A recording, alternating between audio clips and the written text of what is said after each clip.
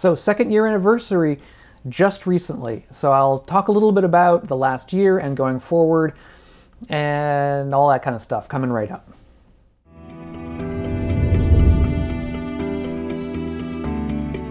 Hey folks, I'm Doug Smith. I'm study director at the Secular Buddhist Association. That's secularbuddhism.org. If you're new to the channel and interested in living a wiser and a kinder and a calmer life, consider subscribing to the channel. So over the last year, it's been an amazing year. I've done over 80 videos, I think something like 83, 84, 85 videos that I've published. Many more are yet to be seen, they're yet to be published, but they're in the can, so to speak. Over 4,000 new members. It's just amazing. Last year at this time I had, I think, 1,100 some odd, and now I've got over 5,100 members, which is fantastic. Subscribers, and it's just great to have you all, and it's been a great, it's great to see new subscribers all the time.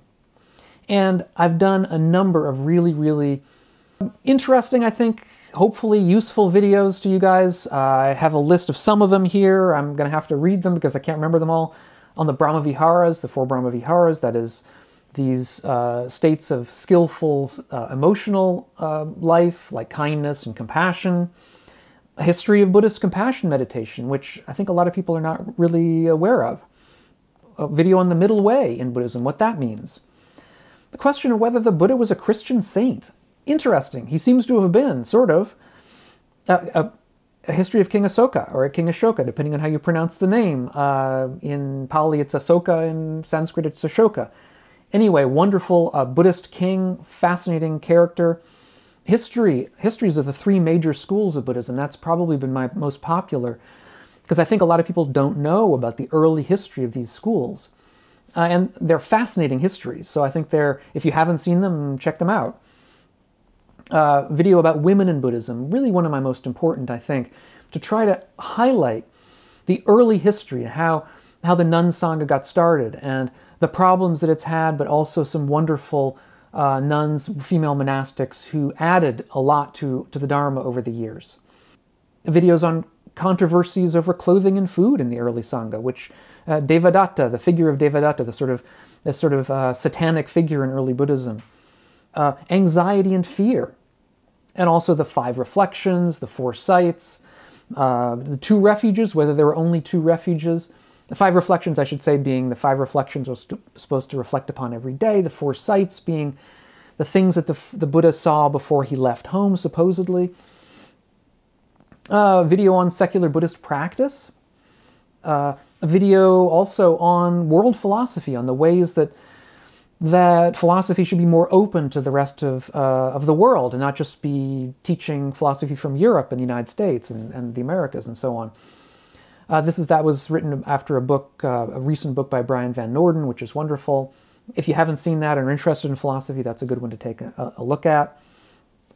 Another one to talk about is a video about a paper that I wrote with my friend Justin Whitaker, which came out in the Oxford Companion, or Oxford Handbook, I should say, on Buddhist ethics, which was wonderful to have in there. So if you haven't seen those, check them out. I'll try to link some of them, but I think it's probably better just to go and do a search for it on my channel and you'll find them. A lot of material here. I also added a lot to my Patreon page. If you're not familiar with that, check it out. I allowed early access to videos for some of my patrons over there. So if you want to see a video of mine a little bit before it gets published to the general public, that's one way to do it. I also added audio-only uploads to the Patreon page. So if you're interested in getting audio-only of some of these videos so that you can listen to them while you're in a car, on a commute, exercising, on your, listening to on your iPod or whatever, iPhone or Samsung phone or whatever it is, that's another option. So you can check those out if those interest you. I've also upgraded the videography. I've upgraded the image. I've upgraded sound. I've upgraded the editing software. I decided finally to break down and buy a more professional editing software suite, which, in all honesty, I'm still learning how to use. It's very complicated, and it'll probably take me years to figure it out. But I've got to start somewhere. And I also had to upgrade. That's part of that. Is I had to upgrade my computer because I had been doing all of this video work on a computer from 2011, and finally it sort of got to a stage where it was time to get a new one. There was just no way to continue using that. So, you know, but it's an expensive kind of thing to put these videos out. There's no two ways about it. There's a lot of equipment involved, a lot of both software and hardware. So a lot of changes also on that front, anyway. And also, you may have noticed there's a new look. I had, for years, ever since I started, basically, a look based around, I mean, you know, you try to have looks based around colors so people can recognize your channel. And my colors were sort of orange, which is a little bit garish. And so now it's changed, and now we're having a little bit more muted colors, sort of more on the calmer end of things. Upgraded a lot of the sort of look of the channel, so I hope you like that. Let me know down below what you think. In general, everything else has remained the same. That is, I'm still, the aim of the channel is to bring forward the Dharma from a perspective of early Buddhism, but for, I would say, upgraded for a modern audience. That is, told in a way that makes sense to a modern lifestyle. Most of the material from early Buddhism, the most important stuff in my opinion, is all equally important now as before. It's timeless. It's timeless material. It's timeless wisdom. Some of the wisest material I think any human mind has ever thought up.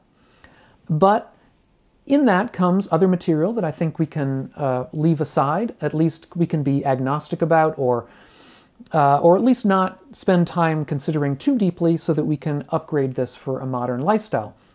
But I want to do this in a way that doesn't rewrite or falsify the early material, that doesn't claim that the Buddha said things that he didn't say.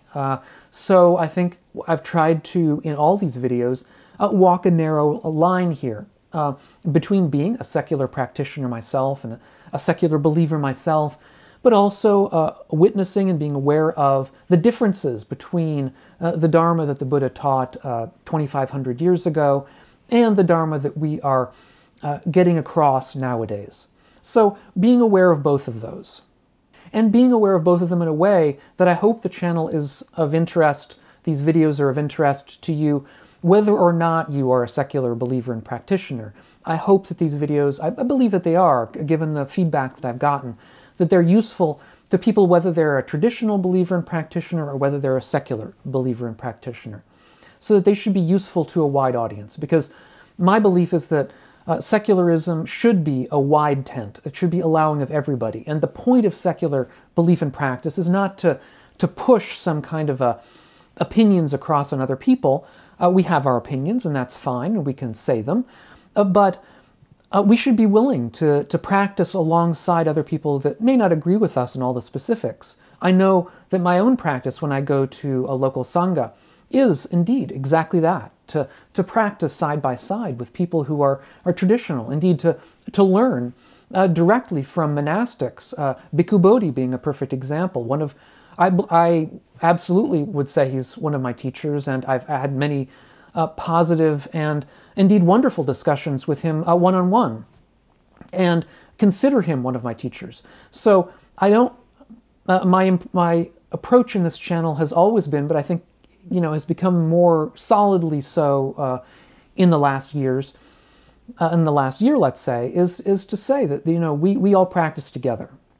And going into year 3, one thing has come to mind, which is that YouTube is wonderful for short-form videos, short-form discussions and teachings. It's great for something between, let's say, 5 minutes and 30 minutes.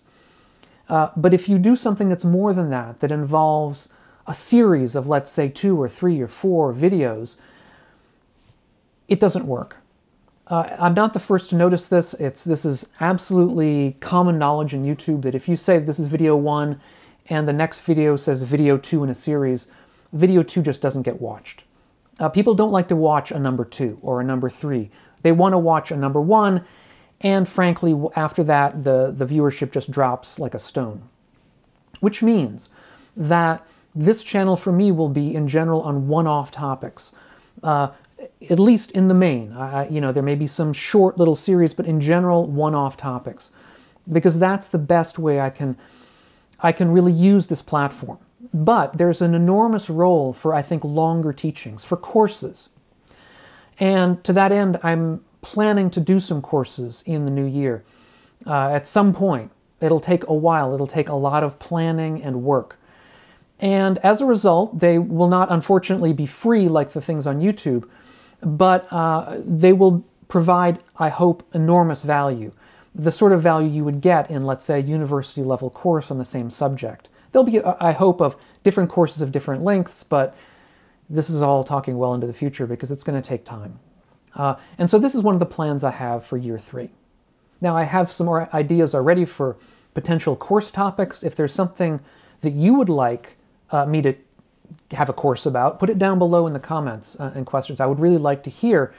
And this, of course, is something that you think is going to take a number of different videos to get across, or a long period of teaching. And so if there's something like that that you think is just too big for YouTube, let me know what it is, and I'll consider whether it's the sort of thing that I'm competent to do.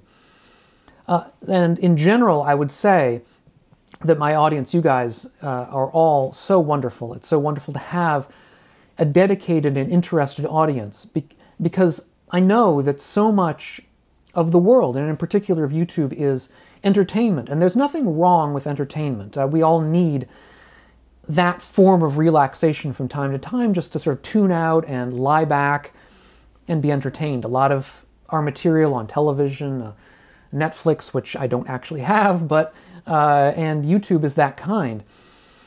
And so the willingness to be able to sit down and spend time once a week, or however it happens to be twice a week, on material about wisdom, on deeper material, on readings from 2,500 years ago, and to try to put that into practice in your own lives, that takes some real dedication and effort. And so thank you all for making that effort, and for having that dedication.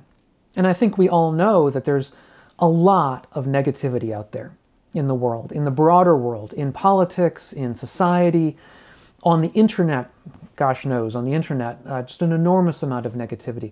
So what I would ask for all of you is to learn how to get beyond that in your own lives. That's one small way that we can all add just one little brick to this edifice, is to try as much as we can, and we can't always because we're not perfect beings yet, is to try to be aware of the negativity out there and try not to add to it. We may have to speak harshly sometimes, but to try to do so with a heart of loving kindness in the right time and place. And to try to behave towards one another in a kind way and in a compassionate way, so that we are at least trying to make the world a better place. And for sure, pat yourself on the back if you're putting all of this material into practice in your daily lives. That's the most important thing. Watching YouTube videos is fun. It may be instructive, but if it's not put into practice, at the end of the day, it's not going to have an effect.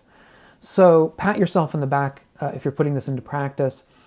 Whether or not you may tell yourself you're not seeing any results. Let me tell you, if you go back and look in months or a year, it's a slow process. You go back months or a year later, and you'll see changes. And let us know those changes down in the comments. I'd be interested to hear if what kind of successes you're having, or what kind of struggles you're having. If you're not seeing success, or you're having some difficulties, also put those down below. Whatever you're seeing in your own practice, I'd be interested to hear, and I think everybody else would too. So if you're getting anything out of these videos of mine, consider checking out my Patreon page and helping out the channel, the work we're doing here. Consider subscribing, give the video a thumbs up if you like it, and I hope we will catch you on the next one of these videos. And meanwhile, all of you, wonderful audience, be well for year 3.